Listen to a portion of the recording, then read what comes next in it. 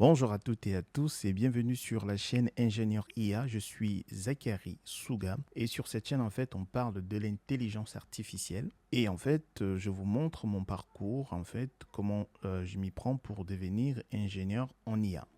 Donc je vais un tout petit peu agrandir pour que vous puissiez lire. Donc pour le moment, donc sur la chaîne en fait vous avez une playlist sur Python. Donc on va apprendre le langage Python. J'agrandis à nouveau. Donc, le parcours, c'est on fait du Python. Et après, on va voir tout ce qui est Git, GitHub. Donc, simplement, c'est un système de contrôle de version.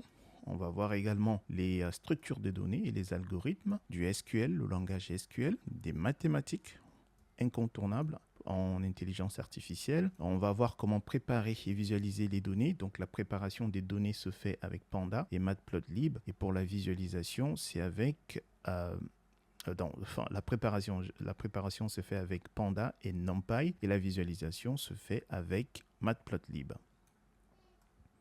Pour du machine learning, on va utiliser principalement du scikit-learn et pour du deep learning, on va utiliser PyTorch. Alors, pour mettre à disposition nos modèles, pour que d'autres personnes puissent interagir avec ces modèles-là, on va étudier en fait l'un de ces frameworks-là.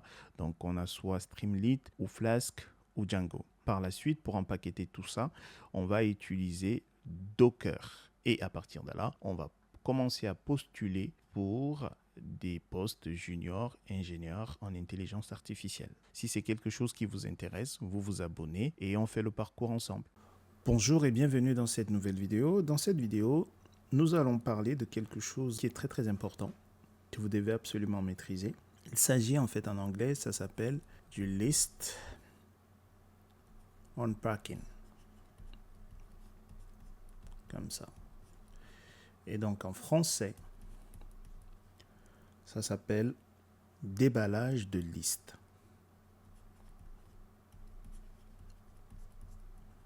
Déballage de liste. Alors, qu'est-ce que c'est concrètement? Supposons, vous avez par exemple une liste des nombres 1, 2, 3, 4. Ça, c'est notre liste.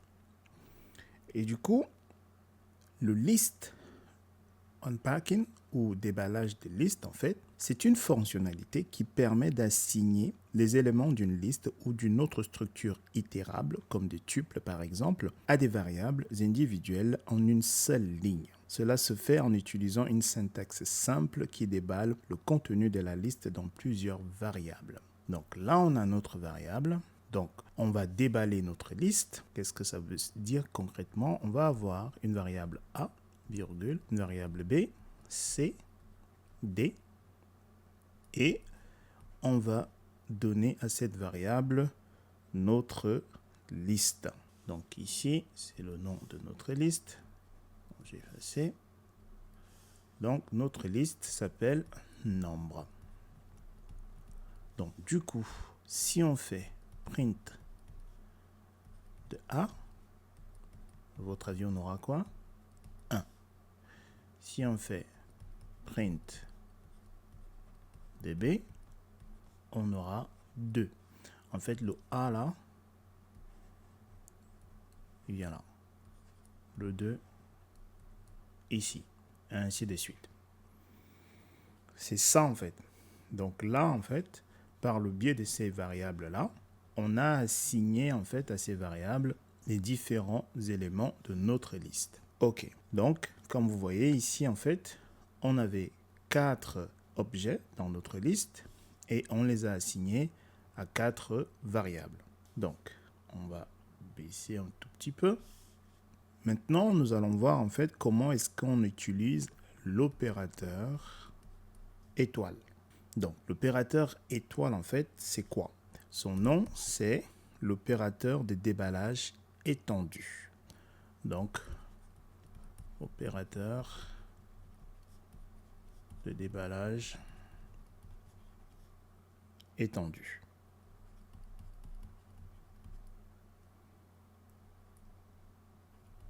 Comme ceci. Déballage avec accent. Ok, donc comment ça fonctionne? supposons, on a la variable A et on va mettre étoile.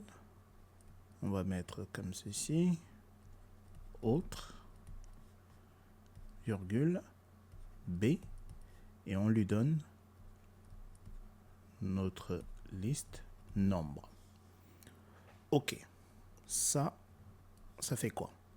Du coup, si on fait print de A, on aura 1. Ok, comme précédemment.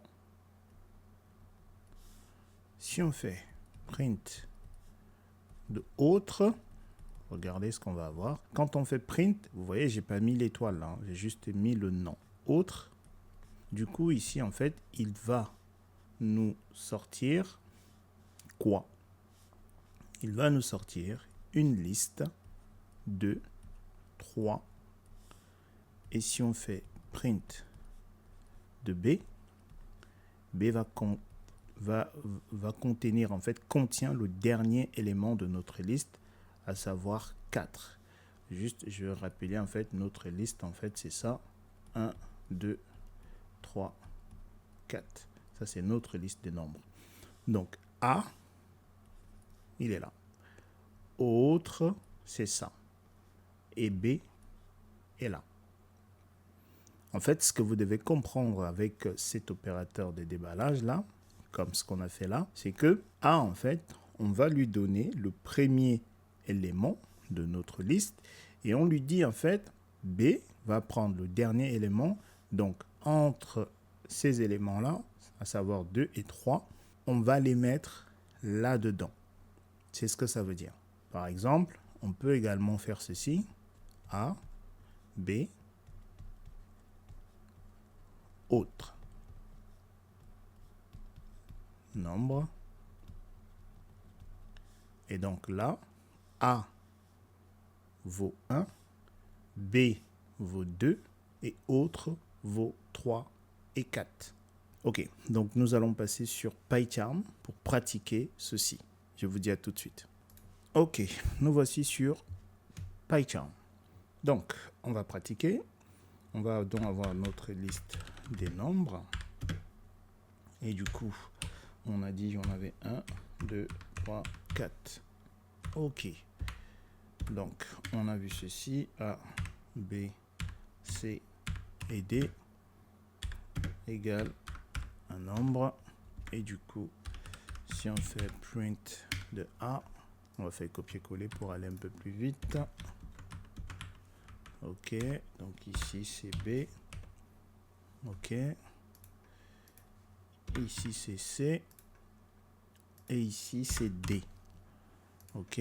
Si on exécute notre script dans Python, les bases, on exécute, vous voyez bien. Voilà. A vaut 1, B vaut 2, C vaut 3, D vaut 4. Ok. Donc, après, on a vu notre fameux opérateur. Donc, on va l'utiliser là.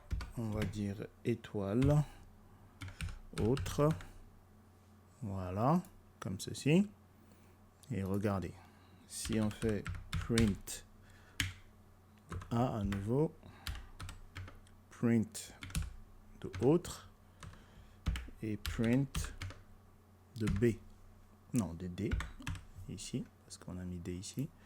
Bon, on pouvait mettre B pour que ça soit plus parlant. Donc, on va mettre print de B. OK. Si on exécute, voilà, regardez. A prend 1. On affecte en fait à la variable A l'entier 1. Et autre ici va prendre la liste de 3.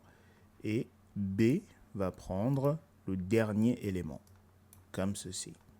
Donc, je vous ai dit également que on pouvait également faire ceci comme ça. Hein. Ça dépend de la position qu'on lui donne. On peut faire ça comme ça. Voilà. Et du coup, regardez, si on fait clear et qu'on exécute, voilà. A, là, vaut toujours 1. Autre vaut, pourquoi autre ici? Parce qu'il est ici au milieu, parce qu'on l'a imprimé ici. Hein. Ne faites pas attention parce qu'il est ici en troisième position, mais ici, en fait, on a imprimé ici en deuxième position. Donc, autre, cette fois-ci, vaut quoi? Autre vaut 3, 4. OK? Pourquoi? Parce que 1 a été affecté à A, 2 a été affecté à B, bah, il reste 3, 4 qui vient ici, la liste. Voilà ce que ça donne. Ok, je pense que c'est assez clair. Si tel n'est pas le cas, vous avez la section des commentaires, vous me posez des questions et je vous répondrai. Portez-vous bien et je vous dis à la prochaine vidéo. Peace.